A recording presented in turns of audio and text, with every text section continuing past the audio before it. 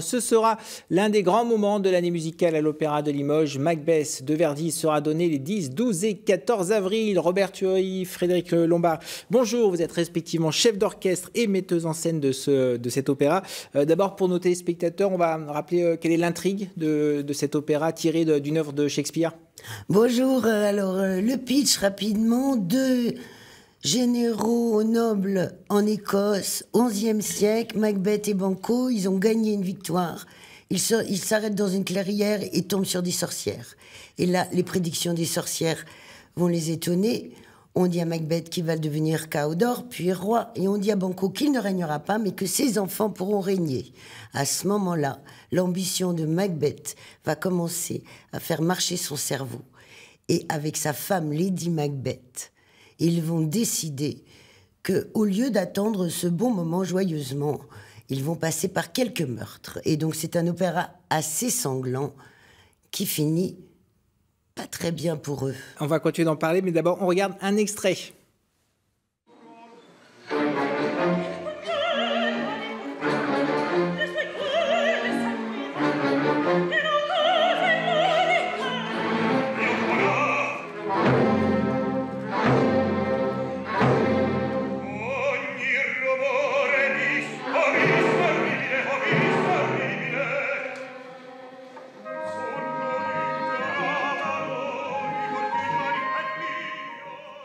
Robert Thury, c'est un opéra très puissant musicalement.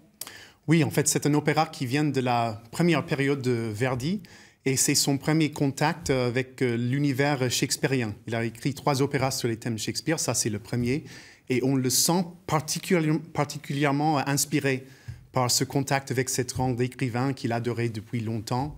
Et ça se ressent pas juste dans la qualité de sa musique, mais aussi dans l'originalité. Il y a plein de moments absolument étonnants dans cet opéra. Je pense notamment à la scène du meurtre du roi Duncan, où il a écrit une note pour les 2 chanteurs, que tout ce duo, c'est Macbeth et Lady Macbeth évidemment, que tout ce duo doit être chanté sotto voce, c'est-à-dire presque chuchoté. Donc il cherchait quelque chose vraiment hors du commun pour le lyrique, un lyrisme vraiment très original. Frédéric Lombard, donc c'était une mise en scène à l'origine de Jean-Louis Martinotti, qui est décédé en 2016. C'est une scénographie très forte, très... Oui, alors Jean-Louis Martinotti qui nous a quittés, et j'ai eu l'honneur de remonter cette production à Toulouse, dont on vient de voir un petit extrait en mai dernier.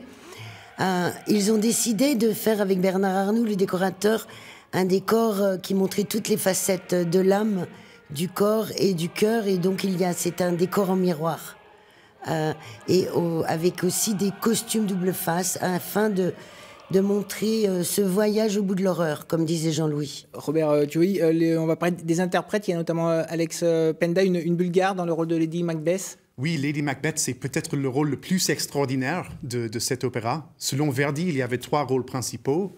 Lady Macbeth en premier, Macbeth, et puis les sorcières, le 3e rôle principal. Donc Alex Penda, on a de la chance de la voir là à Limoges, c'est une voix absolument extraordinaire, exactement le genre de voix que Verdi cherchait pour ce rôle, quelque chose avec une vraie vérité dramatique en fait. Très bien, merci. Donc pour découvrir Alex Penda et les autres interprètes et cet opéra, c'est donc les 10, 12 et 14 avril à l'Opéra de Limoges. Merci à vous.